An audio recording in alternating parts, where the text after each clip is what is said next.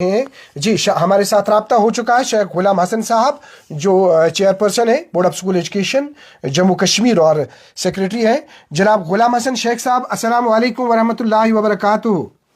वालेकुम सलाम जी, आपका वेलकम है, खुशामदीद है इस खुसूसी प्रोग्राम में जिसमें आपको इस वक्त जम्मू कश्मीर का आवाम देख रहा है और जो तालिबी इल्म है वो आपको देख रहे हैं इस वक्त, वो आपको सुन रहे हैं इस वक्त, क्योंकि बाज़ाब्ता जिस तरह से अभी सरकार की तरफ से एक ऐलान किया गया है और आपके इसने जो board of school education Kashmir ने जिस तरह से अनथक कोशिशों के बाद जो हम देख रहे हैं कि लास्ट ईयर भी जो रिजल्ट्स जो है वो कम ही कलील अरसे में उनको मतलब हमारे सामने लाया गया और इस साल भी यही कोशिश रही।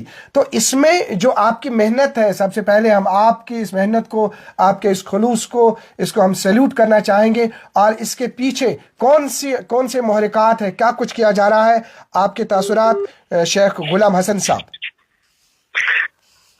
जैसा कि आप जानते हैं कि 10th का जो एग्जाम था वो हमने नवंबर में स्टार्ट किया था जी। तो और 12th का भी साथ ही किया था कोई 8 नवंबर को, जबकि ये 10th का एग्जाम जो है वो 3 नवंबर को स्टार्ट हुआ था। फिर 10th का जो एग्जाम है वो कोई 27 नवंबर को कंक्लूड हुआ था। इसी तरह हमारा जो 12th का एग्जाम था वो 3 दिसंबर को कंक्लूड हुआ था। तो इसमें हमने कोशिश की कि बच्चों को डिले क्यों होता है, ये एक प्रॉब्लम थी। बच्चे जब एग्जाम देते थे उनको 2-2.5 महीने करना पड़ता था इंतजार रिजल्ट का, क्योंकि बच्चे कहीं के भी हो हमारे अपने बच्चों की तरह है। इनकी इस बेचैनी का इजाला करना जरूरी था जी। इस प्रॉब्लम को जब हमने जो बोर्ड में अथॉरिटीज थी, हमने इसको स्टडी करने की कोशिश की। मैंने एक मीटिंग बुलाई, मैंने कहा यार 2-2.5 महीने क्यों लगेंगे हमें इसको तैयार करने में, इतना तो ये बड़ा इशू है नहीं जी। उस एनालिसिस के बाद हमें ये पता चला कि एक्चुअली मैन पावर जो हमारे इवेल्युएटर्स होते हैं वो एक मतलब उनकी तादाद जो है वो कम होती है जी। तो इस मैन पावर को हमने सोचा कि इसको हम बढ़ाएंगे। मिसाल के तौर पर किसी सब्जेक्ट में अगर हमें 40 एक्सपर्ट्स हैं तो वी कैन ब्रिंग 80 और 100 एक्सपर्ट्स। उसके लिए मैंने जो हमारे डायरेक्टर जो हैं उनके साथ मेरी मुदल्लल बात हुई है और मैंने इनको कहा कि आपके जो इवैल्यूएटर्स होते हैं, टीचर्स होते हैं, लेक्चरर्स होते हैं, उनको एक ओरिएंटेशन देने की जरूरत है। उसके बाद आप उनको मुझे रिक्रूट कर लीजिएगा ताकि ये मैन पावर जब मेरा बढ़ेगा रिजल्ट जल्दी निकल जाएगा, बच्चों की बेचैनी खत्म हो जाएगी और बच्चे जो हैं ये आगे का जो उनका एकेडमिक सफर है, तालीमी सफर है, उसको वो ज्यादा कंसंट्रेशन से पढ़ पाएंगे। क्योंकि जब तक कि बच्चे का रिजल्ट टाइम पर नहीं आता है, उसका वो 2-2.5 महीने का जो टाइम होता था उस टाइम में वो ज्यादा ना मतलब कर पाता था ना फोकस कर पाता था। उसको एक हैंगओवर रहता था कि पता नहीं मेरा रिजल्ट क्या आएगा, मेरी एग्जाम की मैंने मतलब एग्जाम में कैसे पेपर किए हैं। तो ये एक हैंगओवर रहता है, इट इज समथिंग नेचुरल। जो टॉपर्स होते हैं बच्चे जिनके 100% होते हैं, 99% होते हैं, उनको भी एक बेचैनी रहती है। तो आम बच्चे की तो बात ही नहीं है। इस तरीके से फिर हमने सोचा जब हम मैन पावर बढ़ाएंगे, फिर एक प्रॉब्लम थी कि स्पेस क्रंच था, फिर इंफ्रास्ट्रक्चर होना चाहिए up to the mark and appropriate to the level of evaluator. जो हमारे लेक्चरर्स होते हैं या टीचर्स होते हैं, मतलब मास्टर्स होते हैं, दे आर मोस्टली गैजेटेड, तो they deserve at least comfortable position, comfortable chairs and other infrastructure, heating arrangement. वो सारी चीजें हमने पहले ही इम्तिहान एक तरफ से हमारा चल ही रहा था, तो दूसरी तरफ हमारा जो ये हमारा अटेंशन जो था वो इस चीज की तरफ था कि हम कैसे उनको एक कोजी और कंफर्टेबल एटमॉस्फेयर दे देंगे ताकि वो मन लगा के, दिल लगा के अपना काम अंजाम लाएंगे। तो उसके लिए हमने फिर पूरी तरह से वो इंफ्रास्ट्रक्चर भी थोड़ा ऑगमेंट किया and in the mean time हमने जो मैन पावर है वो डबल किया है, उनको थोड़ा सा ओरिएंटेशन भी दिलाया जो बरसों से कर रहे हैं मास्टर। ये जो होते हैं मतलब इस एवेल्युएशन प्रोसेस में उनसे ओरिएंटेशन भी कराई, फिर एकेडमिक्स में जो हमारे ऑफिसर्स हैं एकेडमिक्स विंग में, तो उन्होंने भी उनको कहा कि एज पर एनएससी कैसे देखना है, कैसे कंटेंट देखना है, किस तरीके से मार्किंग करनी है। तो वो सारी चीजें जो हमने इन प्लेस की है, मेरा जो मैन पावर रिक्वायरमेंट था मैंने उससे डबल लाया है। तो उसकी वजह से जो है कि एक तरफ से हमारे और जो जब हम जब एग्जाम शुरू हो जाता है और एग्जाम जब इख्तिताम होता है, उसमें जो कोई 1 महीने का वक्फा होता था, उस 1 महीने में हम मतलब वो जाया हो जाता था पीछे। तो मैंने क्या कहा इनको, मैंने कहा कि जो पेपर एक्चुअली ऑलरेडी होता है तो उसमें हमें सिर्फ 3-4 दिन या मैक्सिमम 1 हफ्ता ये लग जाता था कोडिंग में। उस कोडिंग के बाद आप टीचर्स को लाते रहो, इधर से ये करते रहो। तो that kind of system was put in place. इसका मतलब एक तरफ से हमारे एग्जाम चल रहे थे, तो बराबर 7 दिनों के बाद दूसरी तरफ से हमने मतलब इवैल्यूएशन का प्रोसेस स्टार्ट किया। इससे क्या हुआ कि हमें जो एग्जाम पीरियड था कोई 1 महीने का, वो हमने उसको भी यूटिलाइज किया। अच्छा, फिर मैन पावर बढ़ाया, फिर इंफ्रास्ट्रक्चर रखा, उसकी वजह से हमें 1 ही महीने में रिजल्ट तैयार हुआ, जो कि पहले तकरीबन 2 महीने में होता था। अगर आप 10 साल पहले देखेंगे या 8 साल पहले देखेंगे या 20 साल पहले देखेंगे, तो उस चीज की तरफ शायद उस वक्त नहीं सोचा गया ज्यादा। बट मैंने सोचा कि सबसे अहम मेरे लिए बच्चे हैं, तलबा है, तालिबात है, ये हमारे कौम का फ्यूचर है, रोशन मुस्तकबिल है, तो उनको क्यों बेचैनी रहेगी। इस चीज को हमने स्टडी किया और अकॉर्डिंगली हमने प्लान किया और इस प्लान को मेटिकुलसली एग्जीक्यूट किया।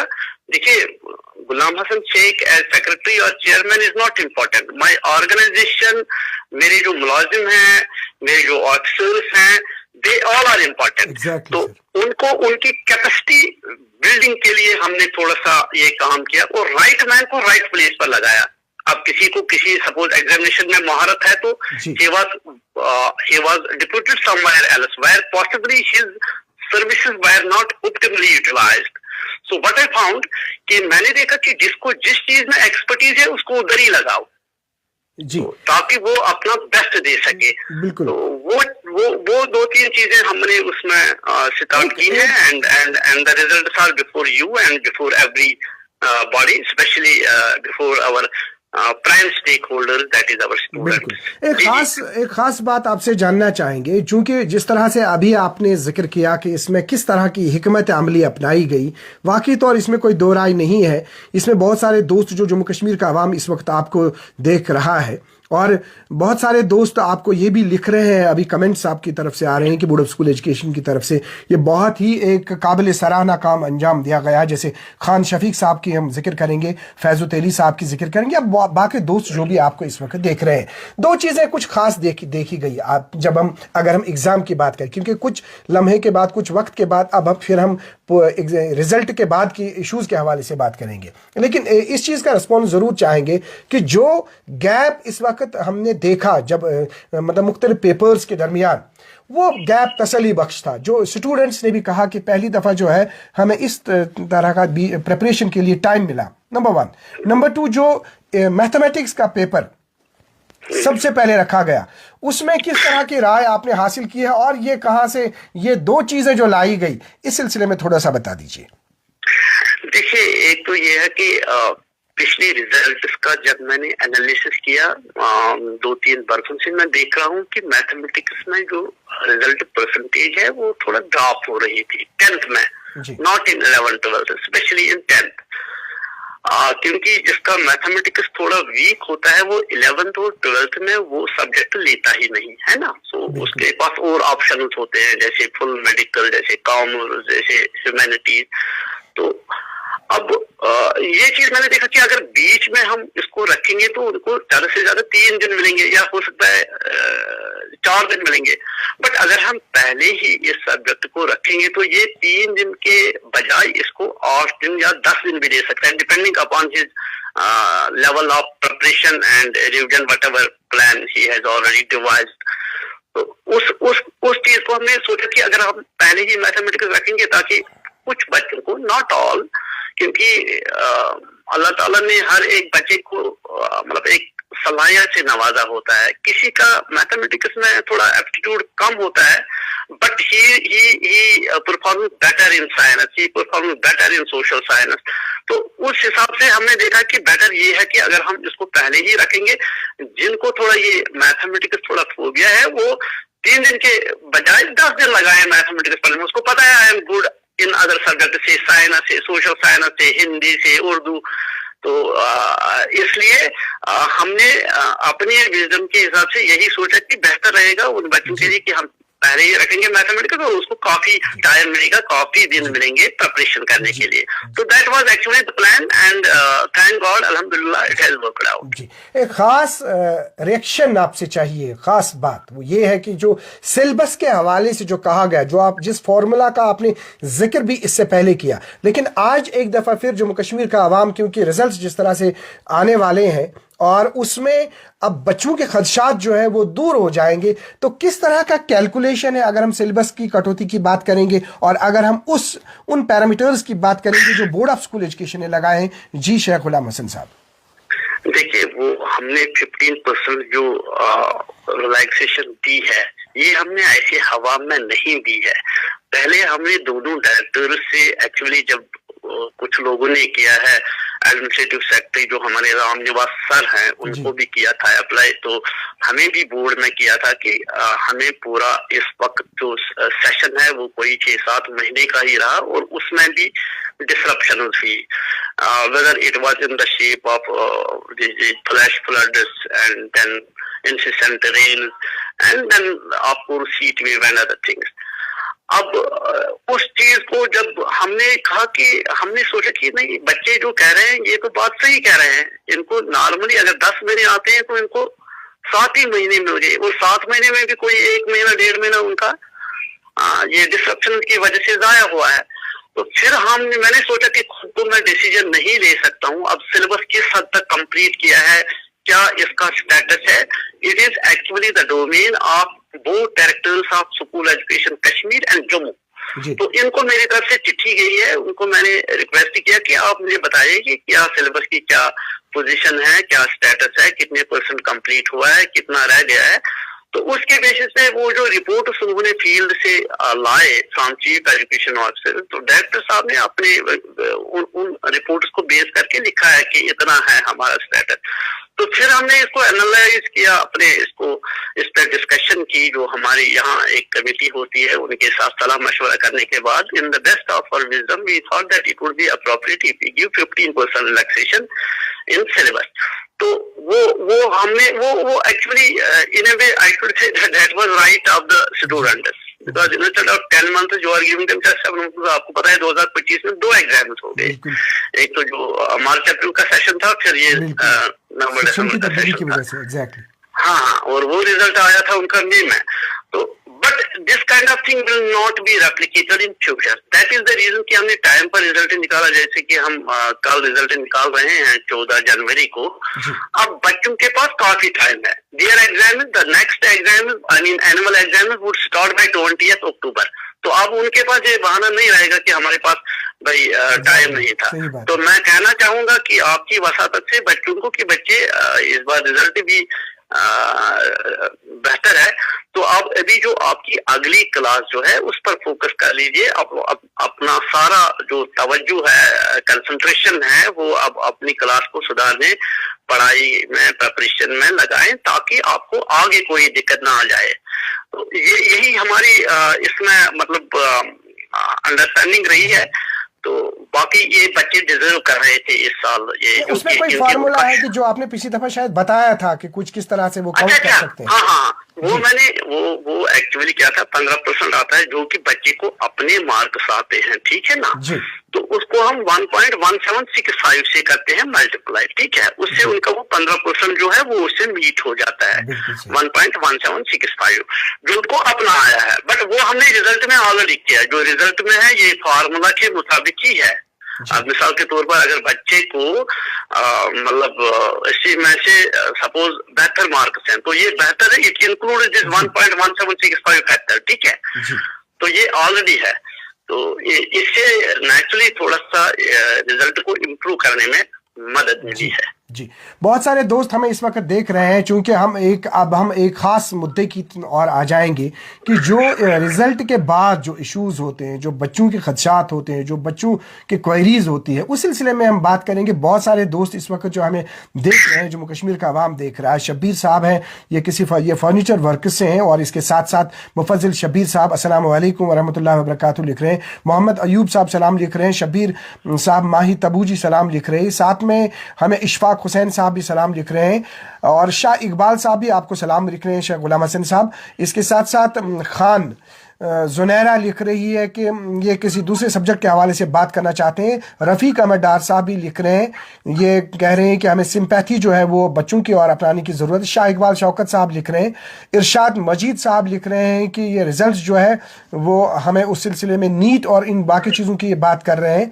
साथ में तस्नीमा जी हमें लिख रहे हैं सलाम। अल्ताफ़ वाजा साहब लिख रहे हैं। खान शफीक साहब और नजार बशीर साहब भी हमें इस वक्त हमारे साथ जुड़े हुए हैं। बिलाल नबी साहब जुड़े हैं, और फैजू तेली साहब जुड़े हैं। खान शफीक साहब हैं। मुस्तफ़ा मलिक साहब सलाम लिख रहे हैं। इशफाक बाबा साहब लिख रहे हैं कि कुछ इनकी क्वायरी है, और इसके साथ साथ नासिर सोफ़ी साहब भी लिख रहे हैं। बशारत खान साहब लिख रहे हैं। अशफाक बाबा साहब लिख रहे हैं। तासीन सैयद साहब भी हमारे साथ ज्वाइन हो चुके हैं। चूँकि जिस तरह से अभी हम अब बात करना चाहेंगे, हमारी सभी दोस्तों से पहले गुजारिश है कि इस लिंक को शेयर करें ताकि ज़्यादा से ज़्यादा लोगों तक हमारी बात पहुँच पाएगी।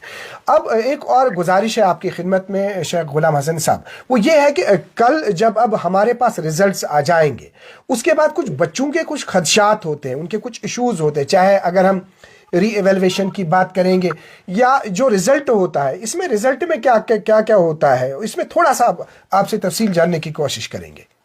देखिए, रिजल्ट में तो पूरे सब्जेक्ट्स के मार्क्स होते हैं, उनको टोटल होता है। अब नॉर्मली जो उनकी रिजल्ट अच्छी परसेंटेज है, लेकिन तो भी कुछ हजार नेचुरली फेल हुए होंगे पूरे इतने, इसमें से रफली जो हमारे 95,000 बच्चे हैं, 10th की बात कर रहा हूँ मैं। तो इसमें कुछ बच्चों को ये खदशा रहता है कि हमें शायद काम मिले हैं, दो की very few, it is not their number में नेवर बी मोर देन 30, 40 और 50 और में भी 100, 200, 300। बोर्ड में पहले से ही एक मैकेनिज्म है। देखिए, you can see the level of transparency. अगर किसी बच्चे को लगता है कि मुझे किसी सब्जेक्ट में मार्क्स कम मिले हैं, तो हम रिजल्ट के 3 दिन के बाद अपनी जो वेबसाइट है उसमें एक लिंक एक्टिवेट करते हैं। वहां पर वो एक छोटा सा फॉर्म होता है जिसमें registration number, subject, roll number, name वगैरह वो सारा फिल करके, और फी इसमें होता है, वो उस सब्जेक्ट का जेरॉक्स हम उसको देते हैं। ठीक है, अब उस सब्जेक्ट का जब वो जेरॉक्स लेता है तो फिर उसको वो खुद देखता है कि मेरे मार्क्स मुझे ठीक मिले हैं जैसे मैंने पेपर लिखा है, या गॉड फॉरवर्ड कम आए हैं। अगर उसको लगता है कि मुझे कम आए हैं, तो फिर देन इन दैट केस री इवैल्यूएशन का एक ऑप्शन है। तो री इवैल्यूएशन में भी बच्चे को फायदा हो जाता है। देखिए, वो कैसे कि मिसाल के तौर पर अगर उसको 80 में से, मिसाल मैं देता हूँ, 80 में से 50 मार्क्स आए हैं, वो कहता है नहीं, मैं तो 60 मार्क्स का हकदार था, ये 50 ही क्यों मिले।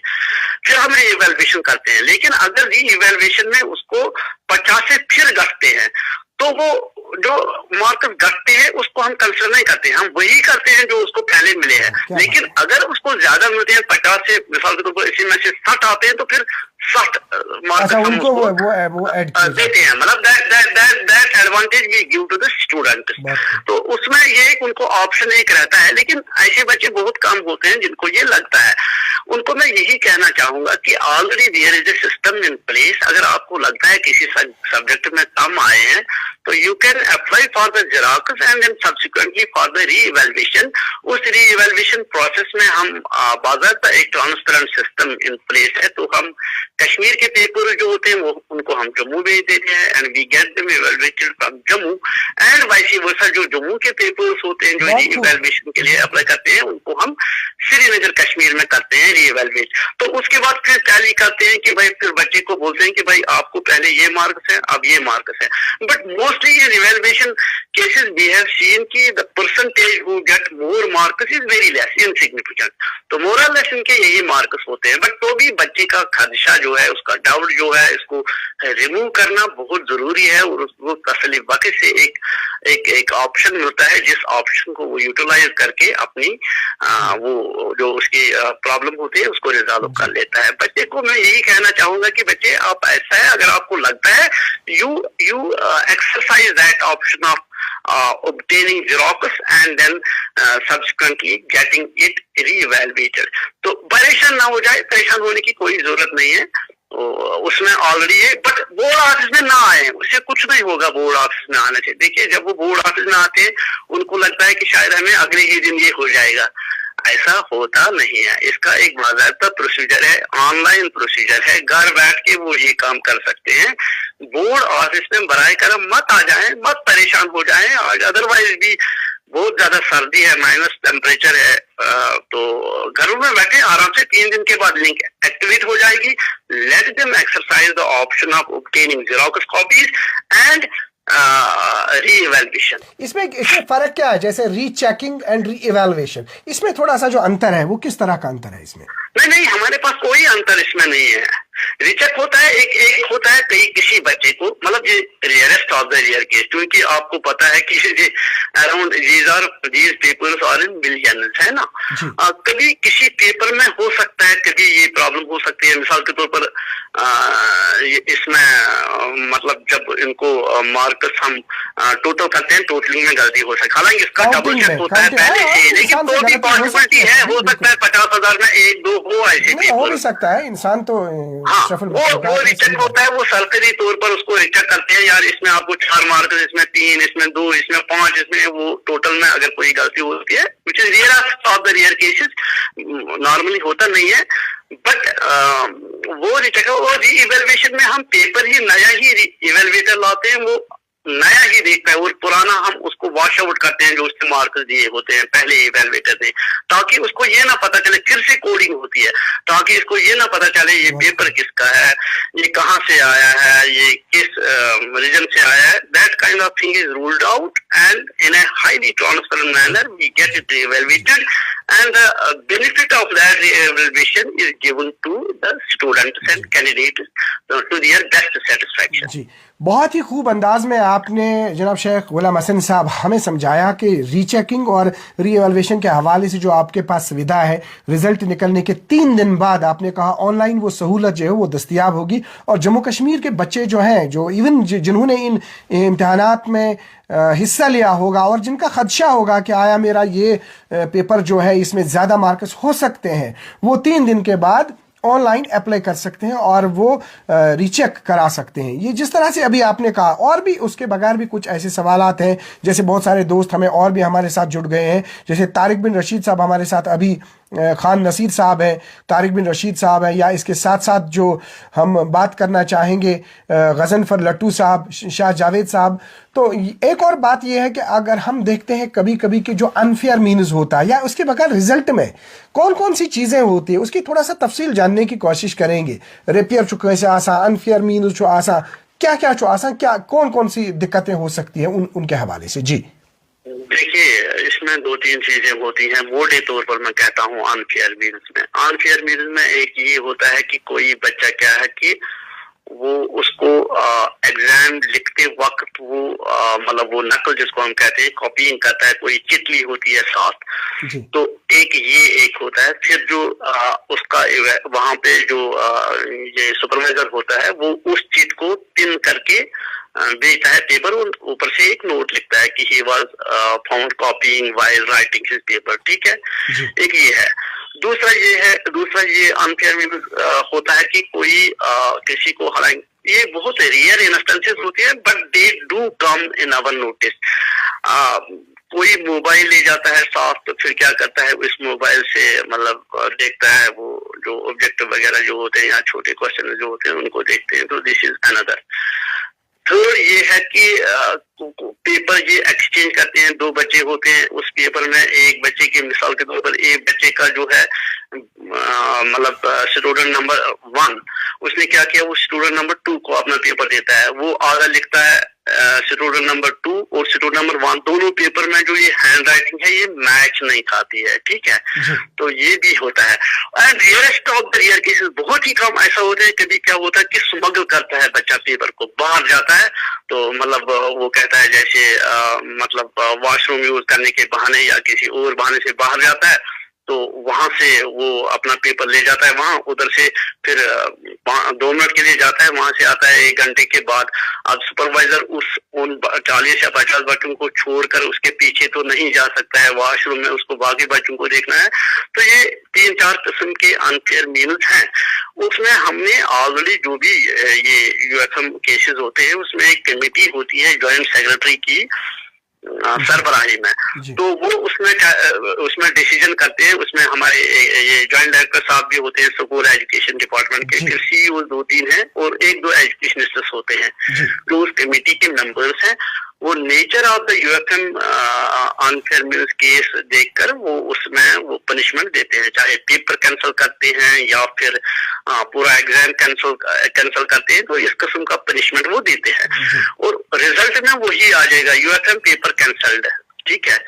तो इसी तरह whole exam cancelled, student debarred for 1 year for taking up from taking up case to case decide होता है, वो बहुत ही case to case basis as per the quantum of जैसी भी गलती की होगी बच्चे ने, क्वांटम ऑफ मिस्टेक ही हैज कमिटेड, तो उसके हिसाब से उसको पनिशमेंट हो रही है। बहुत ही कम बच्चे हैं, I think they are less than 100, तो पूरे इतने मतलब 95,000 बच्चों में 100 ऐसे बच्चे होते हैं जिनको ये केसेस हो गए हैं। अब उनको क्या करना है, उनको एक ऑप्शन रहता है कि after the results are declared, ठीक है, उनको एक ऑप्शन रहता है कि आप एक जो सेक्रेटरी है, इस वक्त मैं सेक्रेटरी हूँ, उसको एक एप्लीकेशन देते हैं जो उनका डिसीजन होता है पहले कमेटी का, उसके खिलाफ वो अपील करते हैं, ठीक है, with secretary. Then the secretary, उसमें और भी 2-3 नंबर्स हैं, उसमें डायरेक्टर भी हैं, डायरेक्टर स्कूल एजुकेशन और ज्वाइंट डायरेक्टर हैं और ज्वाइंट सेक्रेटरीज होते हैं उस कमेटी में भी। तो उस कमेटी को वो फिर सर नाउ देखते हैं कि यार what is the actually nature of the crime he has committed and whether the punishment has been given appropriate to the quantum of mistake or it is a little bit bigger or smaller। तो वो उसको दोबारा एक तरीके से मतलब ये देखते हैं। तो वो कमेटी जो है, वो committee it can change, it can reverse the decision of the first committee और इट कैन अगेन मतलब उसको उसी को होल्ड कर सकते हैं कि नहीं ये अप्रोप्रिएट डिसीजन है, या फिर इसको रिवर्स कर सकता है या इवन रिपील भी कर सकता है। बट वो ऑप्शन जो है उसमें टाइम लगता है, क्योंकि ऐसे बच्चों को सेक्रेटरी को पहले एप्लीकेशन देना होती है और उसके बाद वो फिर वो कमेटी ये सारी एप्लीकेशन आती है, चाहे 50 हैं, 60 हैं, 70 हैं, तो उसके बाद फिर वो कमेटी एक दिन के लिए बैठती है और पूरा दिन वो जो सब कमेटी ने डिसीजन होते हैं उनका रिव्यू करता है और उसके हिसाब से फिर अपना डिसीजन रिकॉर्ड करता है। तो अकॉर्डिंगली अगर उनको लगता है कि किसी को ज्यादा हमने पनिशमेंट दिया है तो फिर वो उस पनिशमेंट को थोड़ा सा हल्का करते हैं, लाइटन करते हैं, तो अकॉर्डिंगली द रिजल्ट फिर दोबारा रिफ्रेम उसका क्लियर होता है। तो जो भी होगा जी, एक और खास बात यह है कि देखिए इंसान बशर है, जिस तरह से हमने इससे पहले ही बात कही। अब इतना बड़ा रिजल्ट बनाना, फिर उसके बाद प्रिंटिंग, फिर उसके बाद देखिए मशीनों से ही काम लिया जाता है, ये भी शायद आप मानेंगे, इस बात को तस्लीम करेंगे। कहीं पे हो सकता है कहीं प्रिंटिंग में कोई एरर होता है, क्या प्रिंटिंग में कोई एरर हो सकता है? और अगर वो होगा तो उसमें क्या कुछ आपके पास प्रोविजन होता है? नहीं, जब प्रिंटिंग में अगर गॉड फॉरबिड प्रिंटिंग में तो पहले बहुत कहा नहीं, बिल्कुल हो सकता है, क्योंकि इसमें सीक्रेसी कॉन्फिडेंशियलिटी होती है। मतलब जो पेपर सेटर्स जो होते हैं वो जब बनाते हैं पेपर्स, उनको कोई नहीं देखता है, मतलब it goes to the confidential printer and then that printers and after packaging and packaging send them to the board, ठीक है। ये सारा प्रोसेस जो है उसमें देखता नहीं है कोई, मतलब nobody knows। और पेपर सेटिंग का भी एक अपना सिस्टम होता है ताकि ये ना हो जाए कहीं से उधर से कुछ क्वेश्चन इधर से कुछ, उस तरीके का एक सिस्टम है जो कि which is a very good system in place already in the board. तो अगर प्रिंटर में कोई क्वेश्चन ही गलत होता है, ये भी पॉसिबल होता है, तो वो क्वेश्चन जो है वो हम बाद में देखते हैं, तो उसके हिसाब से वो जो रिजल्ट डिक्लेरेशन कमेटी होती है उसमें वो देख लेते हैं कि अगर इनके there is some need to compensate for this question and it will depend the number of question, number of marks that particular question carries. तो वो चीज पहले ही इसका जो जब हमारी नोटिस में ऐसी कोई बात आती है, then we rope in, we get the experts and get the their opinion. उस ओपिनियन के बाद ही फिर वो देखते हैं कि उसमें ग्रेसिंग की जरूरत है या क्या है। वो चीजें ऑलरेडी मतलब रिजल्ट डिक्लेयर करने से पहले ही उसका डिसीजन होता है and that decision is taken to benefit the students और compensate this students for the loss God forbid they have incurred. जी, एक और क्वेश्चन हमें ये तारिक बिन रशीद साहब कुछ पॉइंट्स लिख रहे हैं। बेसिकली ये पेपर स्टैंडर्ड की बात कर रहे हैं कि जब ये पेपर्स को तरतीब दिया जाता है, अगर ये उर्दू पेपर की बात करेंगे या किसी दूसरे पेपर की बात करेंगे, क्योंकि 10वीं जमात का स्टैंडर्ड एक है, 5वीं जमात का स्टैंडर्ड दूसरा है, 6ठी का तीसरा है, इसी तरह से अलग अलग ये जो मायार है पेपर का 10वीं जमात के जो पेपर्स हैं या 12th के जो हैं, तो इस मायार के बारे में थोड़ा सा बता दें कि इसमें जो है कि किस तरह से इसको तरतीब दिया जाता है। जी नहीं, इसमें एक्सपर्ट्स ही देते हैं, इसमें मेरा डायरेक्ट रोल नहीं है। देखिए एक बात है, let them understand one thing, this is a board exam and not any competitive exam, ठीक है। इट इज नॉट नीट और जेडब्ल्यू टाइप ऑफ एग्जाम। अब जब बोर्ड का एग्जाम है, when you set the paper you have to see the intelligence of every student. You cannot see the best students, the most intelligent students and then set the paper. By that logic, you will find 10 or 20% result only. तो आपने जो भी आप setting में main चीज होता है average student की इंटेलिजेंस देखते हैं, दैट इज द रीजन। अगर फॉर एग्जांपल अब किसी को गैजेट में कुछ मतलब वेरिएशन हो या इसमें हो, उसको किस तरह से दूर किया जाता है? अगर गैजेट और मार्कशीट की अगर हम बात करेंगे, मोहम्मद अयूब साहब एक सवाल पूछ रहे हैं।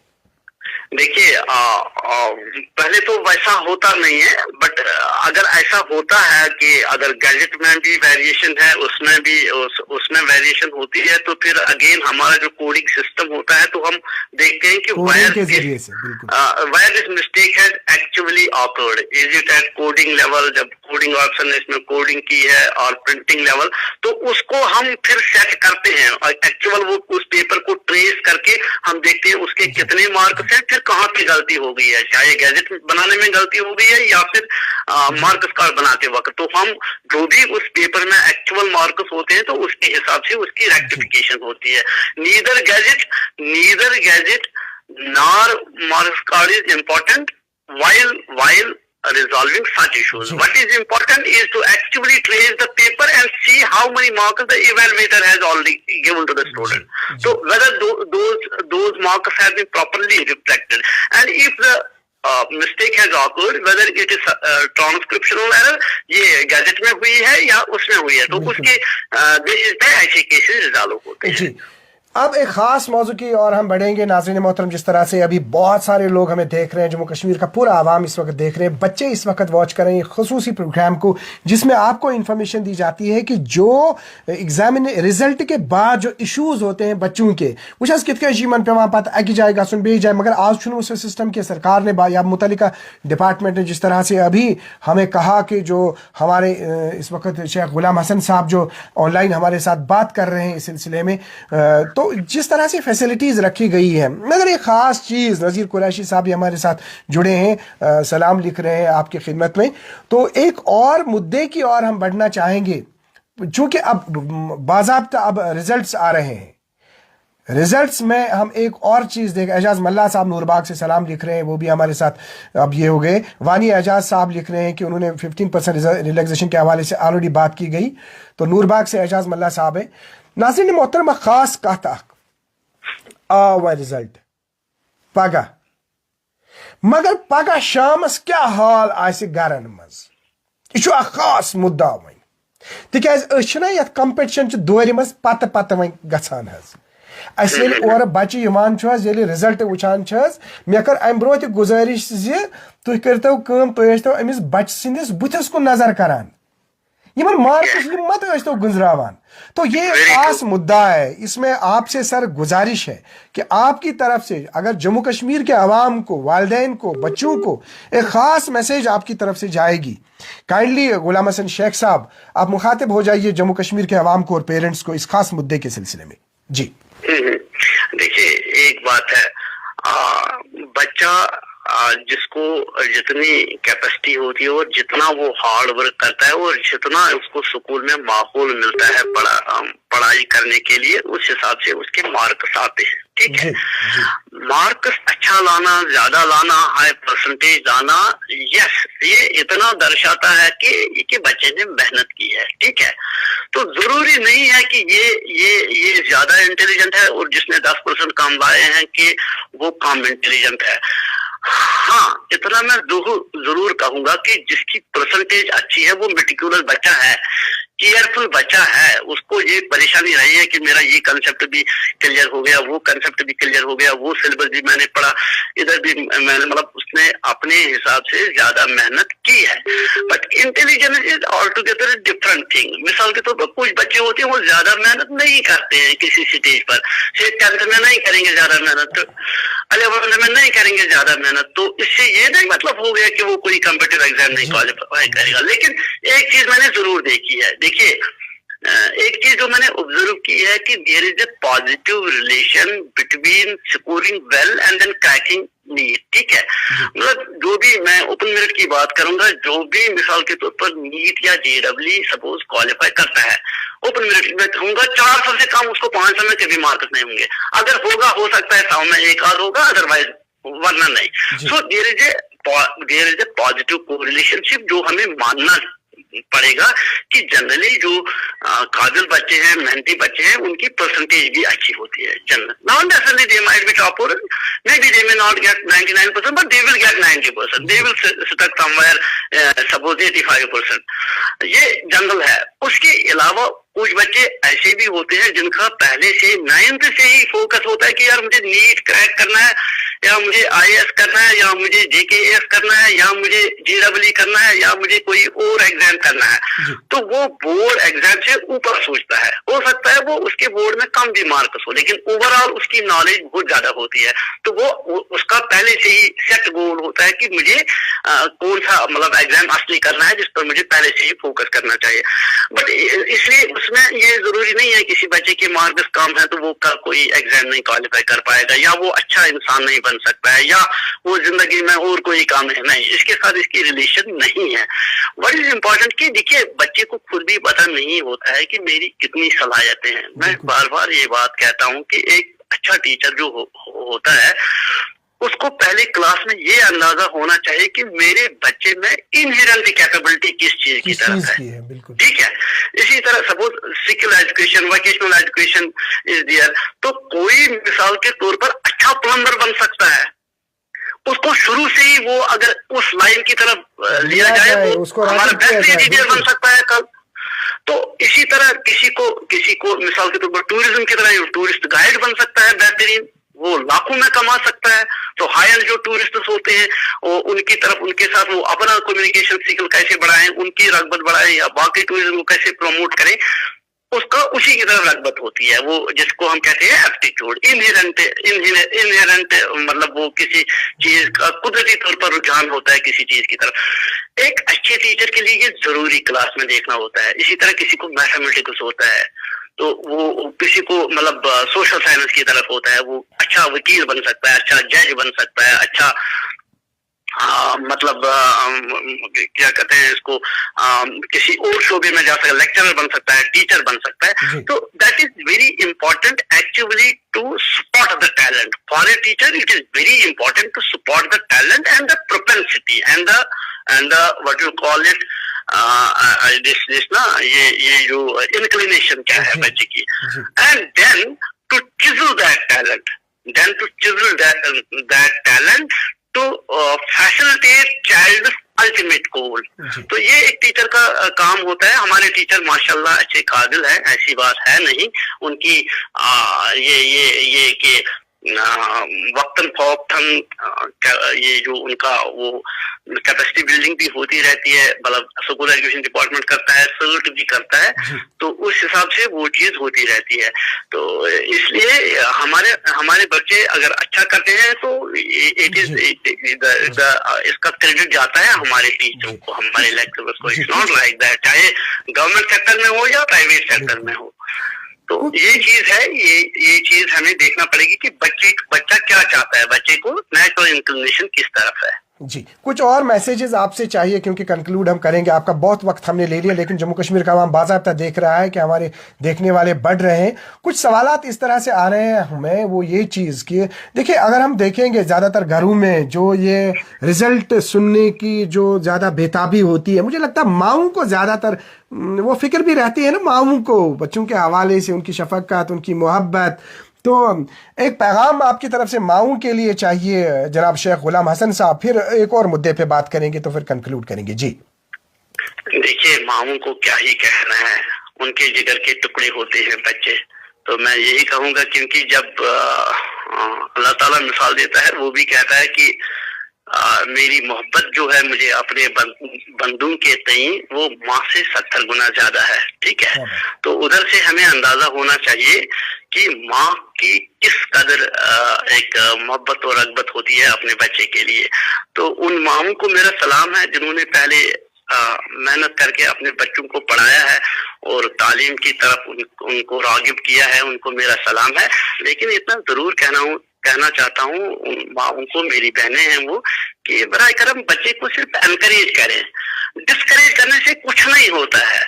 आप हौसला शिकनी मत करो अपने बच्चों की, बल्कि अपने बच्चे को देखो। अगर मिसाल के तौर पर कोई बच्चा फेल भी हो जाता है या रीअपियर भी आ जाता है, उसको देख लीजिए कि रीजन क्या है इसकी, what is the reason, why has he failed in say science, in social science और in mathematics.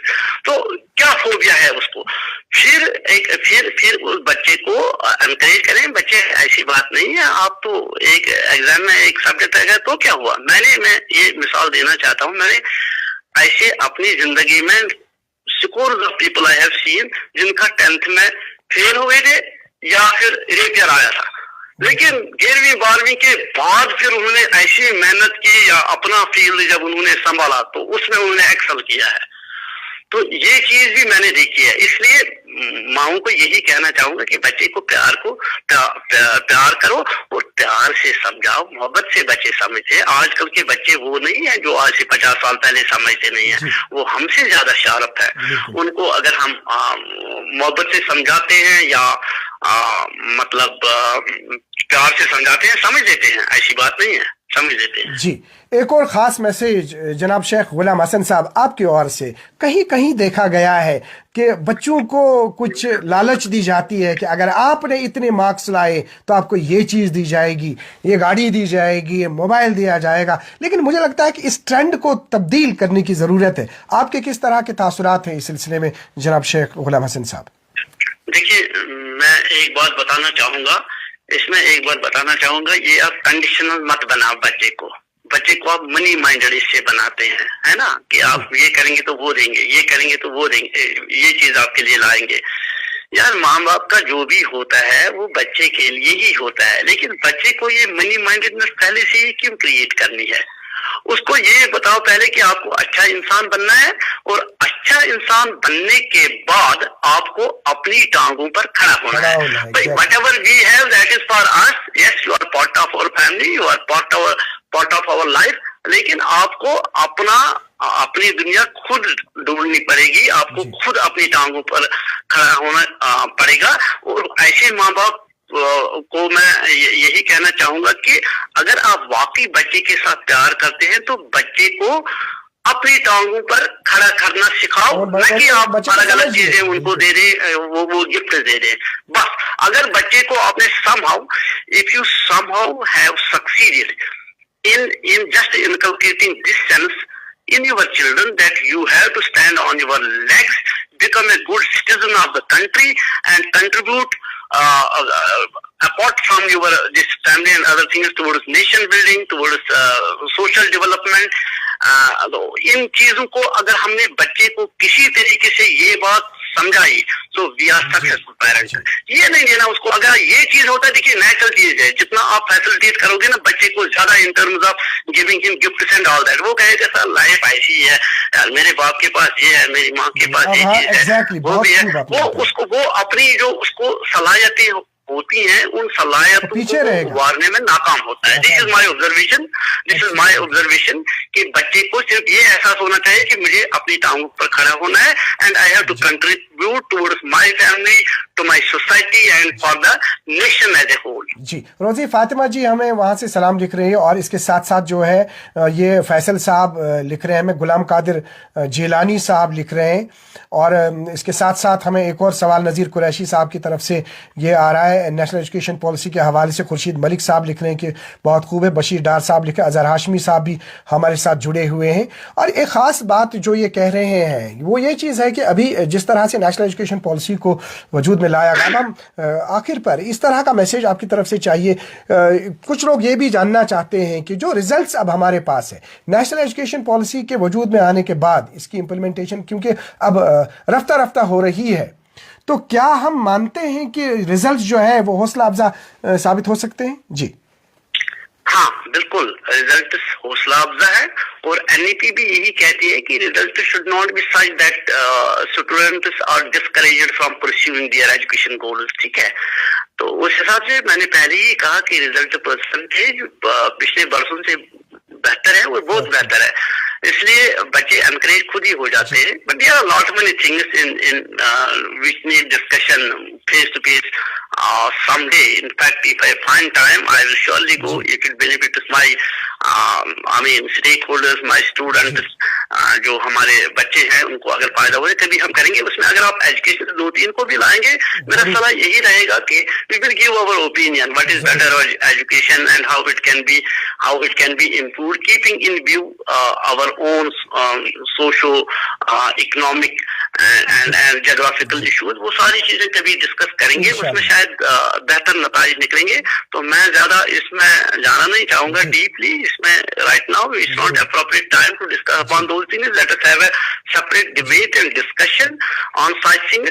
But in NEP की implementation जो है वो बोर्ड उस पर है, and we are on the right track, and I assure all stakeholders that we will be catching up within, this is a matter of time, within years with CBSE, and in fact may think of moving ahead of it. And we are already in terms of result and many other online services and other things, we are better than 70% of the boards in our country. कुछ दोस्त आखिर पर ये पूछना चाहते हैं कि जिस तरह से ऑलरेडी सरकार की तरफ से कहा गया और वजीर तालीम मोहतरमा सकीना मसूद इत्तू साहिबा की तरफ से भी कहा गया कि कल जो रिजल्ट्स जो है वो 10वीं और 12वीं जमात के मतलब जाहिर किए जाएंगे, तो उसमें किस तरह की इजाफत है? क्या ये भी सुनने में आया कि मतलब फर्स्ट हाफ में 10वीं जमात के रिजल्ट्स होंगे, फिर सेकेंड हाफ में 12वीं के होंगे, तो क्या कहना चाहेंगे इस सिलसिले में? देखिए, हमारा रिजल्ट जो है वो इंशाल्लाह 10:30 के आसपास हमारी जो बोर्ड की ऑफिशियल वेबसाइट है www.jkboard.nic.in, उस पर वो हम अपलोड करेंगे, उस पर वो अवेलेबल होंगे. उसके अलावा हमने एक बैकअप भी रखा है कि indiaresults.com पर भी हमारा जो रिजल्ट है वो डिस्प्ले हो जाएगा. ये 2 चीजें होगी. उसके अलावा हमारा गैजेट आता है जो हम व्हाट्सएप के थ्रू करते हैं viral. Within 1 hour it gets millions of views. ठीक है, तो वो जो ही हमारा वो हो जाएगा. ये 3 ऑप्शन है, तो इसलिए उसके लिए तो हमने अपनी जो अपना जो सिस्टम हमने वो इन प्लेस रखा है. But for that let me be very clear, we are dependent upon NIC, जिनकी अथॉरिटीज के साथ हमारी बात हो गई है और उन्होंने कहा कि कोई उसमें दिक्कत नहीं हो जाएगी, आप बेफिक्र रहिए. तो 10:30 इस तरह से हम कल, जैसा कि हमारी ऑनरेबल मिनिस्टर ने ऑलरेडी अनाउंसमेंट किया है इस बारे में, and board has to honour that announcement. तो कल हम 10:30 बजे 10th का स्टार्ट करेंगे इंशाल्लाह, और फिर 2 बजे के आसपास हमारे 12th क्लास का रिजल्ट आएगा। ये भी हमने पिछली ही बार जो हमारी गवर्नमेंट थी, मतलब एजुकेशन मिनिस्टर ने पिछले साल भी इंस्ट्रक्शन दी थी कि आप क्यों कहते हैं पहले आज करेंगे रिजल्ट, फिर 15 दिन के बाद, फिर दूसरा, फिर 15 दिन के बाद तीसरा, why not on the same day. तो मैंने कहा कि इट्स ए गुड पॉइंट, तो if he has already advised, तो फिर हमने पिछले साल, मतलब बोर्ड की हिस्ट्री में पहली बार पिछले साल भी हमने एक ही दिन में 2 रिजल्ट निकाले थे। तो अब हमारे लिए वो बेंचमार्क बन गया था। तो इस साल हमने उसको रेप्लिकेट किया। इस साल भी हम कल यानी 14 जनवरी बुधवार को दोनों क्लासेस का रिजल्ट निकालेंगे और इंशाल्लाह कामयाब हो जाएंगे इसमें।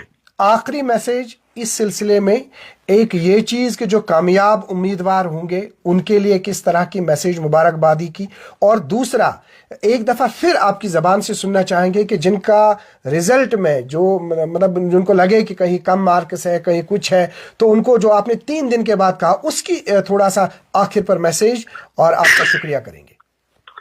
मैं यही कहूंगा कि जो बच्चे हमारे इन एग्जाम्स में कल क्वालिफाई कर रहे हैं, उसको, उन सब बच्चों को मेरी तरफ से, मेरी दिल की में गहराइयों से मुबारक।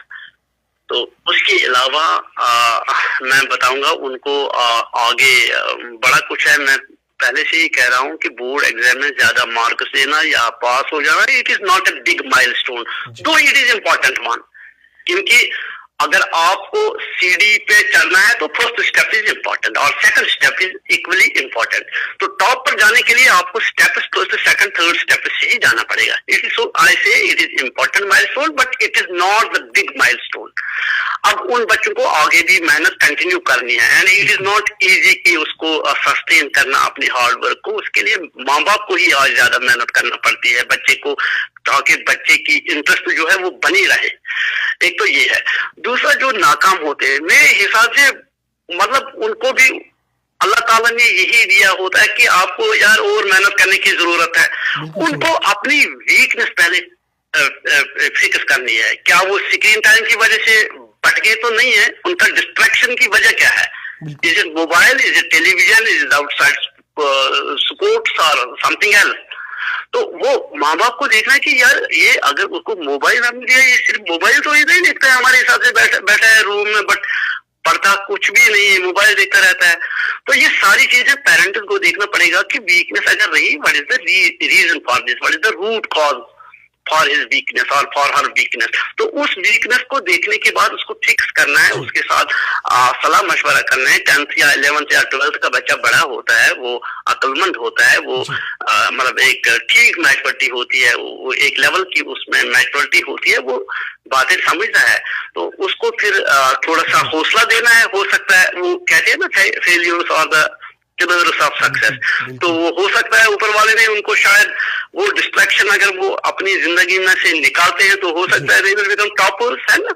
In next exam there is always second chance and third chance available। तो आपने जो 3 दिन के बाद कहा कि 3 दिन के बाद री इवैल्यूएशन की सहूलत जो है वो कहाँ पर होगी, एक दफा फिर वो मैसेज दे दीजिए।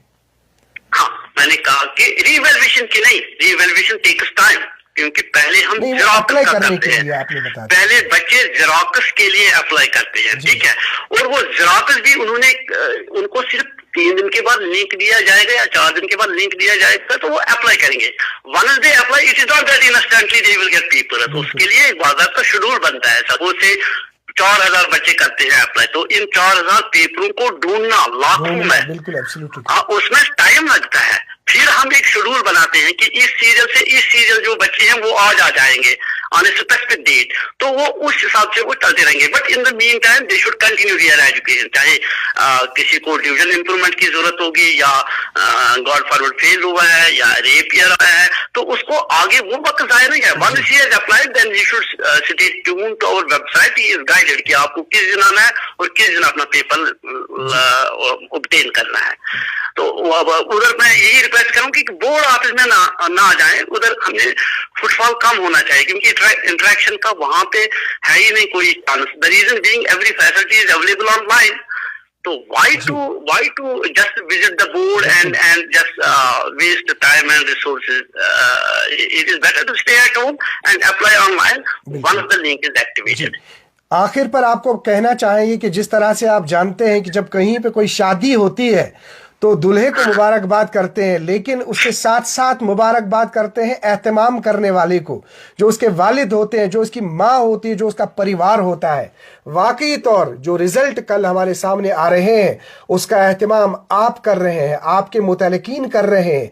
जिस तरह से हम मुबारकबाद देना चाहेंगे आज के इस खास प्रोग्राम के ज़रिए से जम्मू कश्मीर के उन तलबा व तालिबात को जो इसमें कामयाब हो रहे हैं, लेकिन ये मुबारकबादी का पैगाम जनाब शेख गुलाम हसन साहब आपकी ओर भी जा रहा है और आपके तमाम अमले की ओर भी जा रहा है, जिन्होंने अनथक कोशिशें करके हमारे सामने कल जो ये रिजल्ट ला रहे हैं। जी, मैं यही कहना चाहूंगा, मैं I want to reiterate my observation. It is not Ghulam Hasan Sheikh who is important, it is my organisation, that is Jammu and Kashmir Board of School Education, including its every staff member from officer down to up to the level of orderly. All of them are important and all of them are contributing towards the welfare of the student community. So ये जब आप अच्छी direction देते हैं, उस direction को carry out करने में जिनका रोल होता है उनको हम नजरअंदाज नहीं कर सकते हैं। इट इज माई मैं यही कहना चाहूंगा कि मेरे ऑफिसर हैं, चाहे कि जिस भी लेवल पे हो, उनको वो अच्छा काम करते हैं, तो उस अच्छे काम का मैं सराहना करना चाहूंगा। And God forbid if somebody does not fall in line, I know how to exact work from the concerned officer, but thank God अल्हम्दुलिल्लाह कि मेरे जो भी हम करते हैं, हमारा एक तरीका होता है डिसीजन लेने का, but once we take a decision we see to it it is implemented and implemented 100%। अपना कीमती वक्त देने के लिए, क्योंकि बहुत ही प्रेशर आपको इस वक्त था, लेकिन आपने अपना कीमती वक्त जम्मू कश्मीर के अवाम को दे दिया। ये इंपॉर्टेंट इंफॉर्मेशन आपने दे दी। जनाब गुलाम हसन शेख साहब, आपका बहुत बहुत शुक्रिया। Thank you very much. अस्सलाम वालेकुम।